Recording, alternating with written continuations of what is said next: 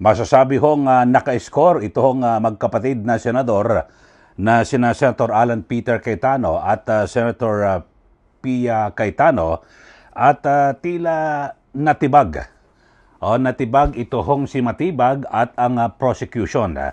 At unahin natin mga kababayan, dito maganda hong pag-usapan natin, ito hong salita ng pahayag ni Senator Pia Cayetano at ito pong si Congresswoman Jerbil Luistro na siya pong tumatayong lead prosecutor dito po sa impeachment trial ni BP Sara Duterte.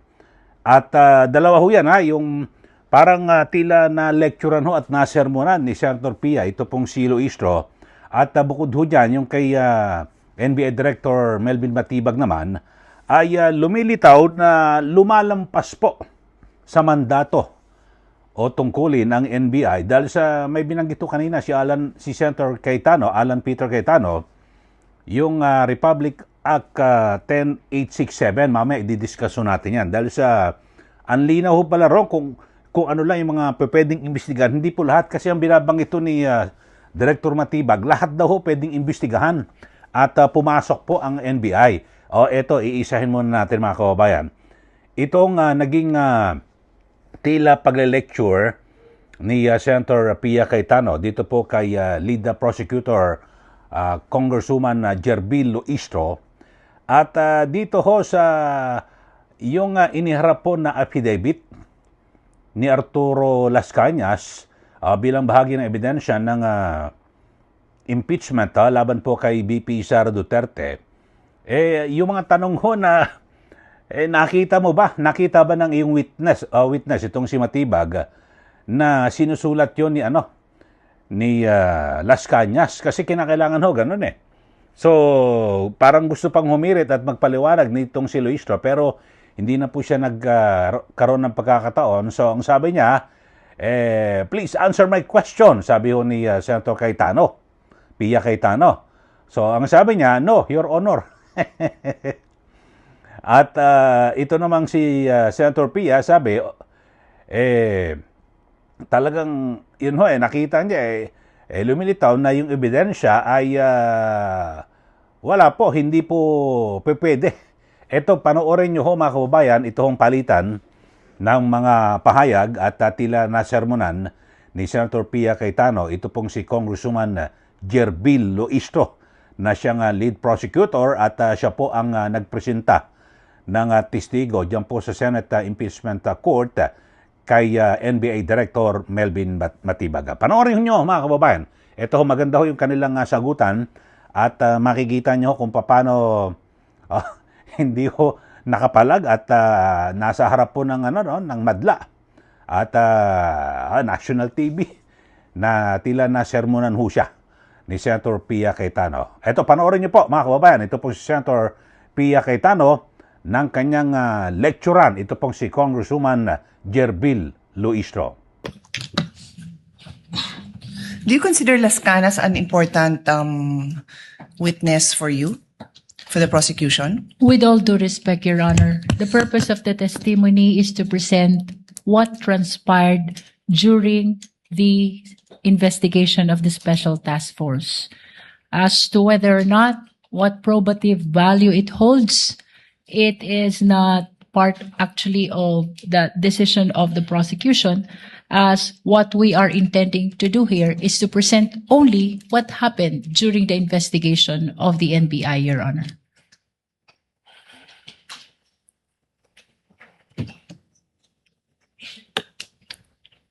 Mr. Presiding Officer, the rules of evidence are very clear. You either present a witness who provides your testimony or you present a document. And in terms of documents, Rule 132, Section 19 says there are two classes of documents, public documents and private documents. Included in public documents are documents acknowledged before a notary public. Yung pinakitang document is not acknowledged by a notary public. Pwede naman din ang private documents, that's the other class. If it can be shown and authenticated in any of the following manner. the person saw the document executed or written. Nakita ba ng witness mo na sinulat yon? Nakita ba niya? Your Honor, we can... No, please answer my question. No, Your Honor. Oh, the next manner of authenticating by evidence of the genuineness of the signature or handwriting of the maker. The defense said ni walang original signature doon. Do you disagree with that? We don't, Your Honor. Okay, and the third, by other evidence showing its due execution and authenticity, did you provide? No, Your Honor. Okay, so simple lang, Mr. Presiding Officer. They're trying to prove something by showing a document that any law student, even yung mga kababayan natin na nakikinig na ngayon na ang dami ng alam sa procedure, will tell you na hindi acceptable yon. And with all due respect, katulad din nung kahapon na humingi ako ng payo sa inyo, again, I will not name names, we had a discussion in caucus na you cannot unsee what you see. You cannot unhear what you hear. So pinalabas yun. Wala akong problema na palabasin yun, pero do your job and present the proper witness and the proper documentation to do that. Do your job. I'm addressing this, Mr. Presiding Officer, to us as a body. Kasi hindi tama yun. Magdidesisyon tayo, you warn us, pero pinabayaan natin na makita yun. Minamarkahan pa, submarkings. What's the purpose of all that? May I respond, Your Honor? Not really. I don't believe because there I was a already question. answered. I already asked you the questions, and you had a chance to respond. Yes. There was no question posed, sir. I was There's none, yes. telling the lead prosecutor.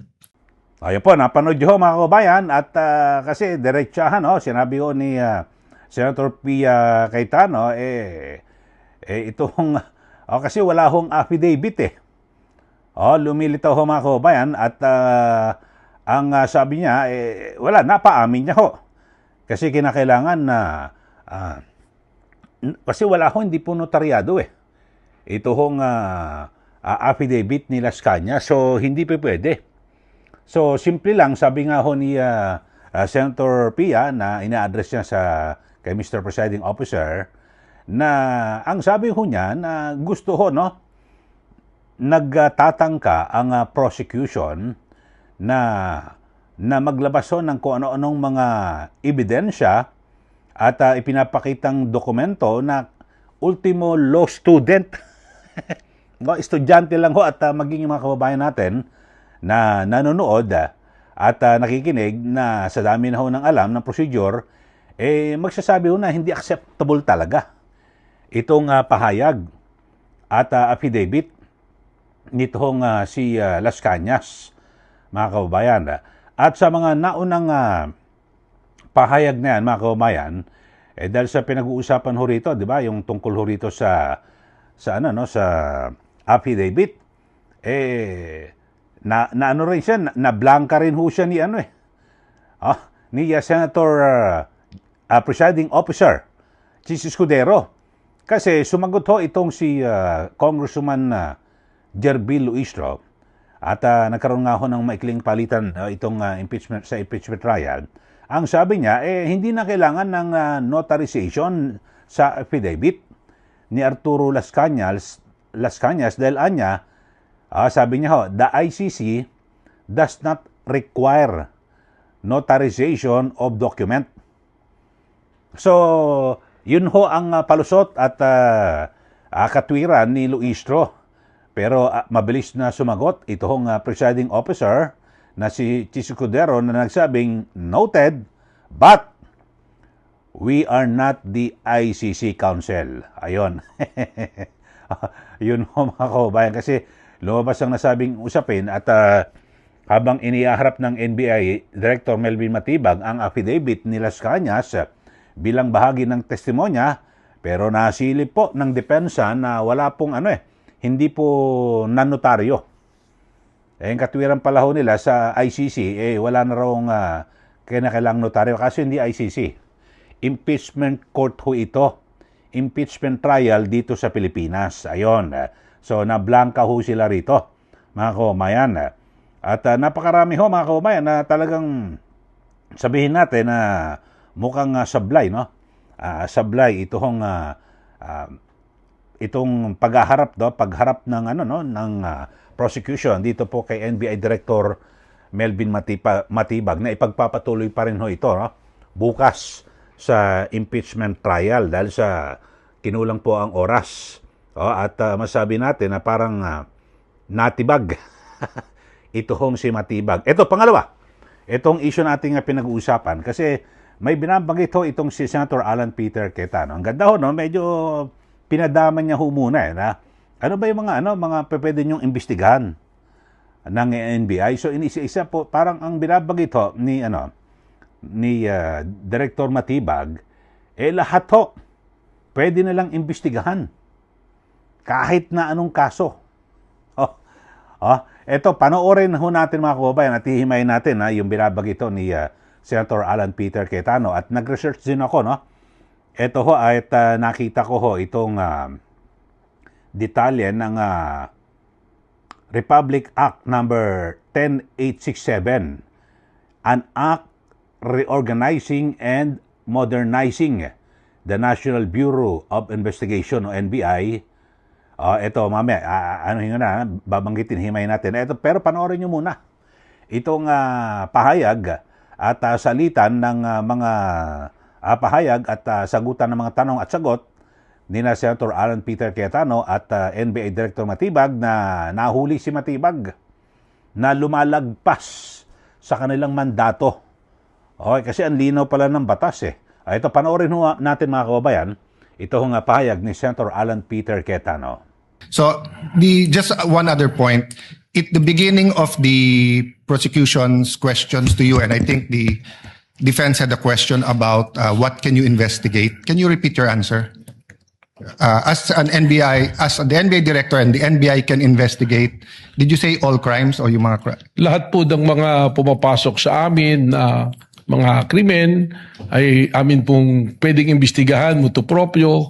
Ganon din po yung mga krimen na mayroon pong nagreklamo na araw-araw na may pumupunta sa aming tanggapan para magreklamo. Ito po yung aming iniimbestigahan. At meron din pong mga iniimbestigahan kami na inutos po ng Department of Justice. And by the very nature, under the Constitution po ng Office of the Ombudsman, they can delegate the National Bureau of Investigation to... So as a general rule, you can investigate any crime motu proprio? More than the investigation of the crime is also the protection of our nationals. Yes. Saka po siyempre siguraduhin na promote ang ating demokrasya hindi nakukompromiso. Yes, but sa investigation lang. So you can investigate any crime. Tama po. Yeah. Isn't that against the Republic Act 10867? The statute that gives you power? The act reorganizing and modernizing the National Bureau of Investigation. Sabi dito sa inyong Section 4, the NBI shall have the following powers and functions. Undertake and investigate the detection of crimes and offenses enumerated under Section 5. Section 5, may enumeration, human trafficking cases in all airports, extrajudicial, extralegal killings committed by state security forces against media practitioners' activities, killings of justices and judges, violation of 100175, otherwise known Cyber Crime Prevention Act, cases against Interagency Graft Coordinating Council and violations of the Anti-Dummy Law. Tapos, cases involving threats, security assaults against persons of the President, Vice President, Senate President, Speaker of the House, Chief Justices. Walang congressman, senators, unlike judges lahat. Transnational crimes pursuant to existing international agreements, identification of dead victims in case of mass fatalities, incidents caused by natural disaster, and violation of commercial, economic, financial, white-collar crimes nakadyan yung law. So, exclusive yung enumeration. Then, provided, however, if that the President or Secretary of Justice may direct the NBI to undertake investigation of any crime when public interest so requires. So, hindi ba limited ang pwede niyong imbestigahan except that ang DOJ at President ang pwede mag-atas? That's my last question. Yes. Kindly wind up. Well, Witness may answer. Yes. Yung pong ating listahan na yan, tama po, nandiyan dyan. Subalit, hindi naman po sinasabi na nalilimita dyan ang aming pong pag-iimbestiga.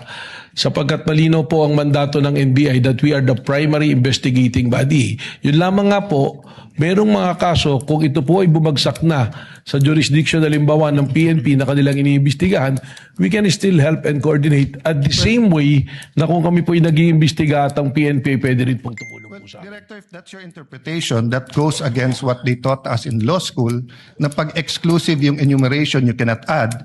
And at the end of the enumeration of Section 5, nakalagay nga dito, however, the President and Secretary of Justice may direct you to undertake investigations of any crime. Why do they have to say any crime if you can do it any crime, if you can investigate any crime after all? It seems that you're expanding your jurisdiction by yourself. Well, we've been doing po yan sapagkat we have also our primary role to make sure that law and order is being promoted through the NBI din po. Senator Cayetano can avail of the second round later or tomorrow, since I believe Attorney Matibag, Director Matibag, forgive me, will still be here for the continuation of cross. Senator.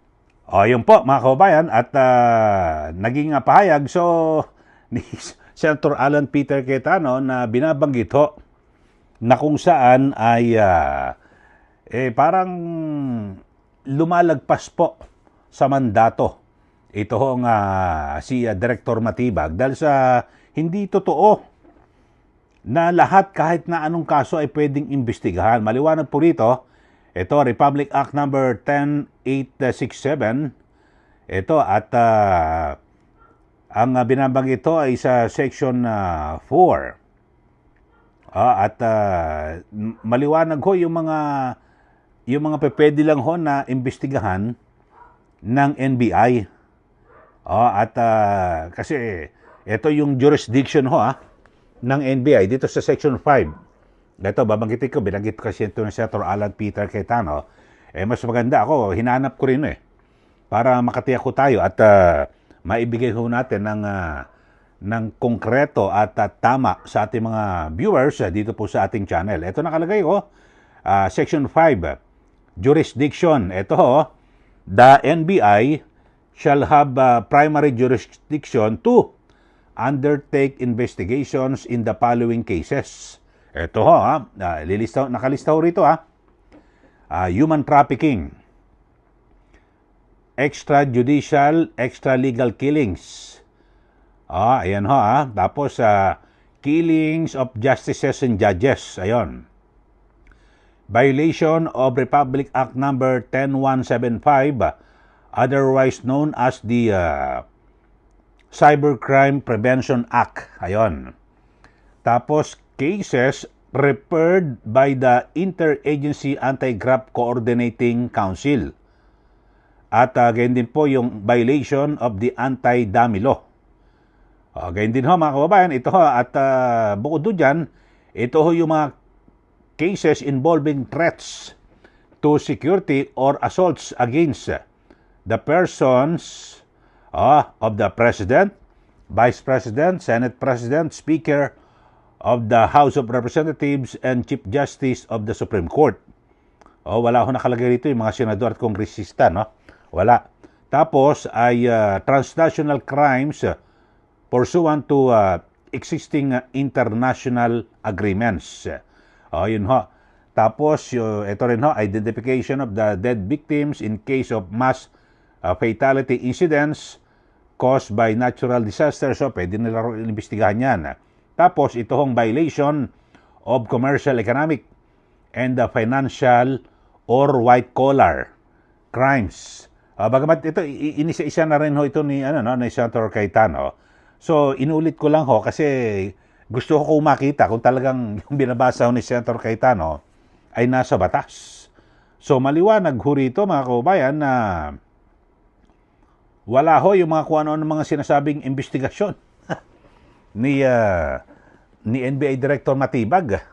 So wala ho rito yung yung sa SEA Games wala ho nakalagay na investigasyon at yung mga sa flood control maliban na lang ho at pero may kulatilya ko rito kung ipag-uutos po ng kalihim po ng Department of Justice or ng Pangulo O yun ho, mga kababayan. Maliwanag ho na mukhang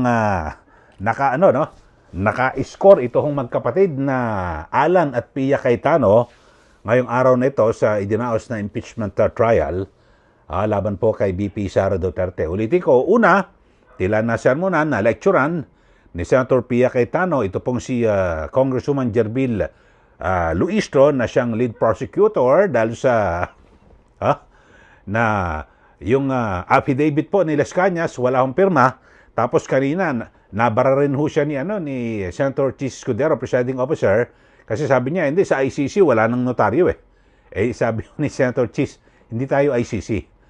Tapos yung pangalawa, itong kay Senator Alan Peter Cayetano na kung saan ay nabisto ho ito pong si NBI Director Melvin Matibag na lumalagpas na po sa kanyang mandato. Base po sa batas yung functions, yung kapangyarihan ng NBI. Kayo ho, ano masasabi niyo ho rito mga kababayan dito po sa ating issue na pinag-uusapan? Kasi yun ho, mukhang kaya nga ating pinaka-tema ho nito, titulo ay magkapatid na Cayetano, natibag, si Matibag, at prosecution. Yun ho. Kayo ho, ano masasabi nyo rito? Magbigay na po kayo ng comment dito po sa ating channel. At sa mga bago lang po sa ating channel, subscribe na po kayo para kayo po laging updated dito po sa ating mga pinag-uusapan. Lalo na ho dito yung mga issue po ng impeachment at yung issue po ng politika dito po sa ating bansa na kung saan ay patuloy po na nagkakawatak-watak, nagkakahati-hati ang mga Pilipino dahil po sa issue ng politika dito po sa ating bansa. Sundan niyo rin po yung aking Facebook, yung aking page ka Eli Saludar at yung isa pang account Eli Saludar. Paki-like po at share. Maraming salamat. Muli ito po si Ka Eli. Magandang araw po sa ating lahat.